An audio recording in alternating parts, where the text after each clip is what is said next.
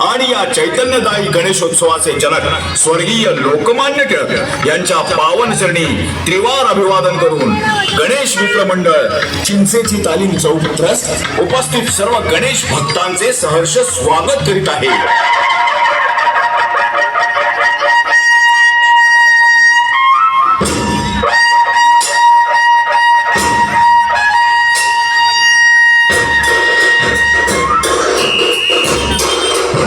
मंडळ यंदा 55व्या वर्षात यशस्वी पदार्पण करीत आहे.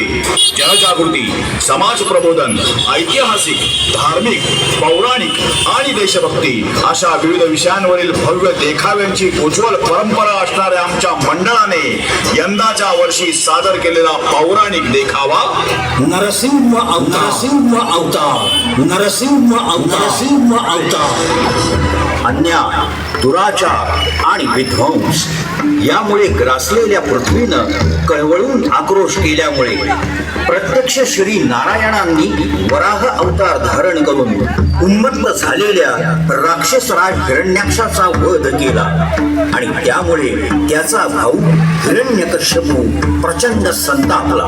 हिरण्यकश्यपूनं देवाधिदेव महादेवांची उग्र तपश्चर्या आरंभली. महादेवांनी हिरण्यकश्यपूला इच्छित वर मागण्यास सांगितला आणि हिरण्यकश्यपूनं वरदान मागितलं. हे त्रिशूल डमरूधारी भोलेनाथा, मला मृत्यू ना देवांच्या हातून यावा ना दानवांच्या, ना मानवाच्या हातून ना जनावराच्या, ना रात्री यावा ना दिवसा, ना शस्त्रानं यावा ना अस्त्रानं, ना आत यावा ना बाहेर. एवढं वरदान मला लाभावं भोलेनाथा.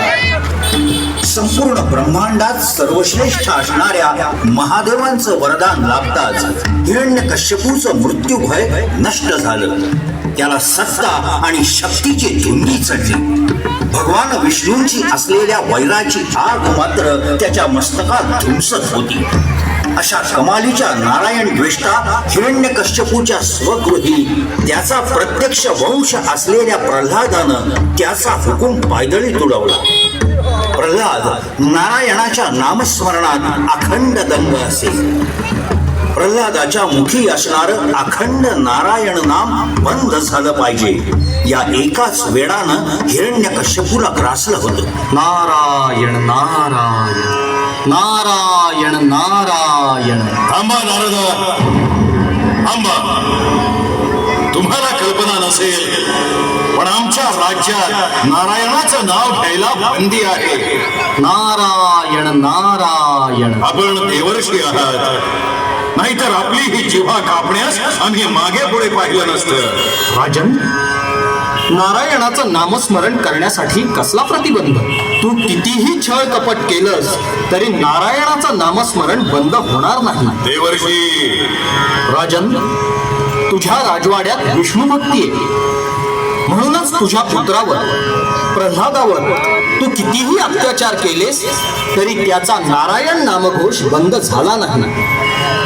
सम्राट हिरण्यकश्यपू, हे विधिलिखित आहे, विसरू नकोस. नारायण नारायण नारायण नारायण. चुप बैस. तुझी ही निरर्थक बडबड बंद कर. कोण तो कवडी मोलाचा नारायण? काय त्याची पत्रास? आणि साक्षात या सम्राट हिरण्यकश्यपू समोर त्याची स्तुती करतोयस, त्या एकड विष्णूची. असं बोलू नका तात. माझे महाविष्णू ढेकड नाहीत.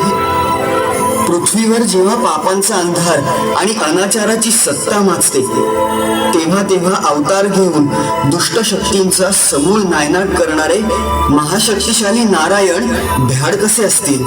यानं नायनाट केलाय माझ्या सख्या भावाचा, प्रत्यक्ष तुझ्या थोरल्या काकांचा. मी हिरण्यकश्यपू त्याचा नायनाट करेन. त्याला अंतराळात भिरकावून देईन.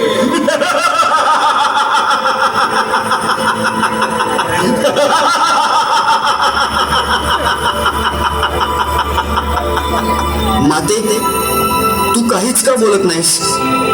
कृपाळू कनवाळू नारायणांविषयी असं बोलणं योग्य नाही. गप्प हा महामूर्खा. काय चांगलं आणि काय वाईट हे तू मला शिकवण्याची गरज नाही. नारायण नारायण नारायण श्रीमन्नारायण नारायण आतापासून तू त्या नारायण नारायणाचं नाव घ्यायचं नाही. नारायण नारायण. प्रल्हादा, खबरदार खबरदार, पुन्हा नारायण नारायण म्हणालास तर नारायण नारायण. जी बडबड बंद कर. त्या क्षुद्र नारायणाच्या नामाचा घोषा ताबडतोब बंद कर. नारायण हे नाम क्षुद्र नाही तात, त्रिखंडात महान आहे आणि त्याच्या नामाला दोषा नाही तर पुण्यदायी नामजप म्हणतात.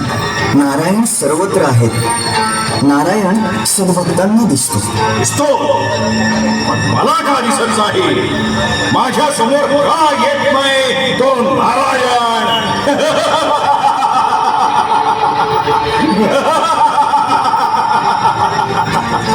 नारायण आपल्या समोरच आहेत.